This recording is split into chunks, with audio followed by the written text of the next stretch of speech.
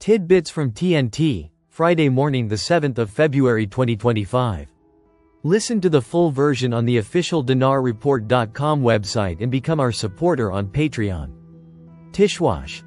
Iraq prepares to implement the first historic transfer operation through the International TIR system. The International Road Transport Union (IRU) announced Iraq's readiness to implement the first historic transport operation via the International Road Transport (TIR) system, in a historic step towards enhancing cross-border trade. During a visit last week, the union confirmed that Iraq is close to achieving a major achievement in international trade, as it will soon witness the first transport operation under the umbrella of the internationally recognized system for customs transit. Noting that this step reflects Iraq's commitment to modernizing the trade sector and adopting international practices. A specialized workshop was also organized, focusing on the importance of the United Nations international agreements, such as the TIR Convention and the Dangerous Goods Convention, highlighting the role of these agreements in simplifying trade, enhancing security and reducing accidents. The Federation stressed the importance of cooperation between the public and private sectors to ensure smooth implementation of the two mentioned systems, which contributes to enhancing Iraq's position in regional and international trade. In conclusion, the Federation stressed that this step represents a new beginning for Iraq in the field of transportation and international trade, with the adoption of the best international practices to enhance efficiency and economic growth.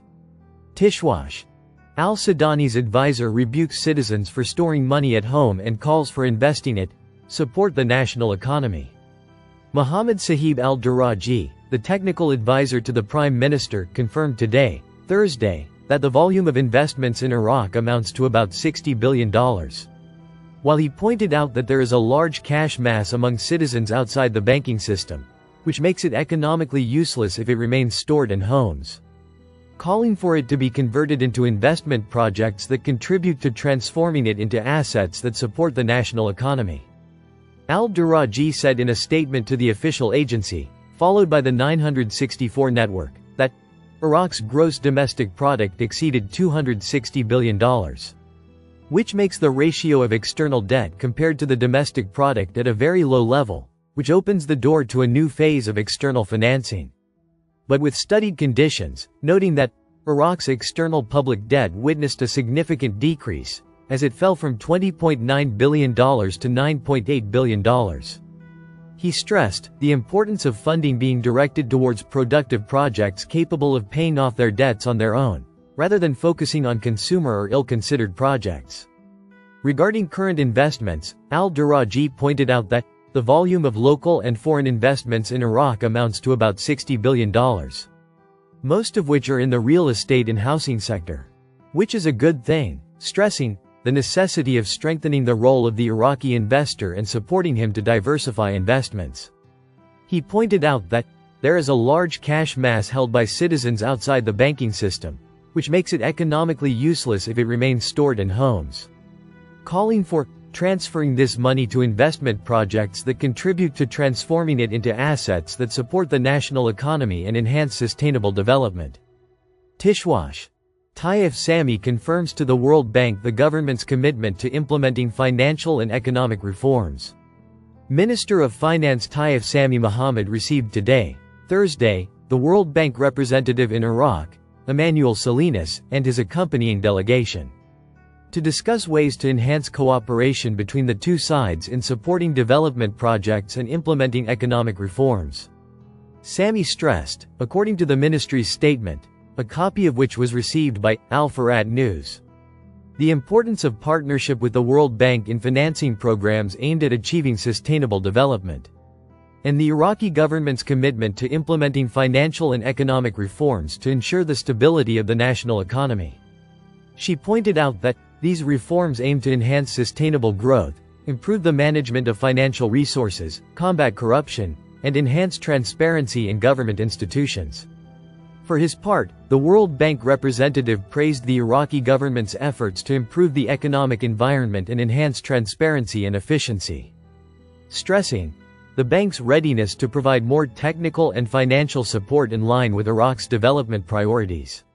The two parties agreed According to the statement, to continue coordination and joint work to achieve strategic goals and enhance economic stability in the country. Tishwash. Lost fortunes. Iraqi youth risk all in the world of crypto and forex. Despite government warnings, digital trading in both cryptocurrency and foreign exchange, forex, continues in Iraq, mostly among young people eager for a quick buck. Many, however, do not consider the consequences and risks associated with these transactions. The rise in crypto and forex trading comes after Iraq's recent economic crises, including the government's limitations on US dollar trading to stabilize the exchange rate. Although there have been no official statistics on the number of Iraqis scammed through digital trading, economic experts believe the figures are substantial. However, since Iraq bans both crypto and forex trading, victims have no way to legally reclaim their losses. Since crypto and forex transactions occur outside the banking system, the traders are more susceptible to fraud. Last year alone, dozens of young Iraqis lost their life savings due to digital trading. 20-year-old Sajah al-Saadi is one such victim. She told Shafaq News that she had saved 5 million Iraqi dinars, around $3,800, from work, but was lured by digital trading platforms promising high returns, who instead stole her money in the blink of an eye. I was devastated, she said. Since these platforms are illegal in Iraq, I couldn't even file a complaint with the police to recover my. Another victim, 45-year-old trader Abdul Amir Khalil, faced a much larger loss of over $250,000. Khalil turned to digital trading platforms to avoid banking procedures and streamline transactions. After transferring $250,000 to a digital trading company, the platform disappeared overnight. And I was unable to recover the money due to blockchain encryption despite enlisting the help of IT specialists. He told Shafaq News. Many of these scams are operated by individuals who use untraceable crypto transactions to steal funds. Some are run by local networks that pose as investment firms, promising huge returns, using fake social media profiles and instant messaging apps like Telegram and WhatsApp to reach potential victims. While the list of victims continued to grow, the Central Bank of Iraq, CBI, declared in 2022 that it does not license forex, stock, or crypto trading platforms. The bank warned that fraudulent online companies falsely claimed to be licensed, using misleading advertisements to promote investments in stocks, crypto, gold, and oil. According to Iraq's Anti-Money Laundering and Terrorism Financing Law No. 39, 2015, digital trading is prohibited due to risks associated with fraud, illicit transactions, and economic instability. The use of electronic wallets and cards for crypto trading is also prohibited, due to concerns over money laundering and financial crimes. Despite this prohibition, many traders bypass restrictions anyway using VPNs and international bank accounts, or rely on middlemen in neighboring countries like Turkey, Jordan, and the UAE to deposit and withdraw funds. Economic expert Ali Dadoush explained to Shafaq News that forex companies targeting Iraqi investors operate without oversight from the CBI or any regulatory body. Iraq lacks a legal framework for forex trading. There is no official regulatory body overseeing digital currency transactions, he noted. Dadoush emphasized that while digital currency trading can be profitable for experienced investors, it carries significant risks for untrained traders. According to Dadoush, while non-crypto digital currencies are traceable and regulated by banks, if fraud is suspected, banks can freeze transactions or reverse transfers. Crypto is encrypted, unregulated, and often used for illegal activities, including money laundering and drug trafficking, and recovering stolen crypto funds is nearly impossible.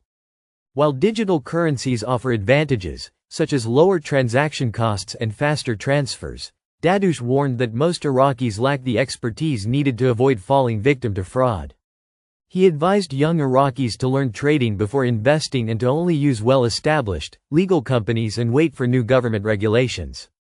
There have been voices inside Iraq calling on the government to regulate crypto and forex trade instead of prohibiting it. Countries such as Egypt and Turkey have already begun talks on legalizing crypto and forex trade regulations. The UAE has permitted it under strict regulations that ensure investor protection. Listen to the full version on the official dinarreport.com website and become our supporter on Patreon. Source: dinarrecaps.com